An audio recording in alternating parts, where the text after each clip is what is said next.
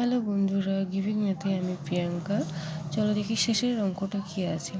ছোটো থেকে বড় সাজাতে বলেছে তো চলো ছোটো থেকে আগে ছোটোগুলো সাজাই। দেখো এখানে কী আছে, ৫,০৮১ আছে, এখানে ৯,০৭৮ আছে, এখানে কী আছে ১,০৯২ আছে, এখানে কী আছে ৭,৮২১, ৮,৬২৯। তাহলে বলো সবচেয়ে ছোটো কোনটা? সবচেয়ে ছোটো হবে ১,০৯২টা।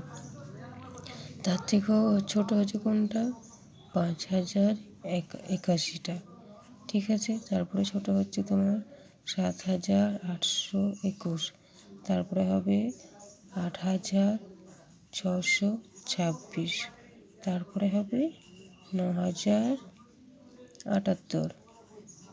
এবার বলো বড় সবচেয়ে কোনটা? বড় হচ্ছে তাহলে তোমার কত? ৯,০৭৮।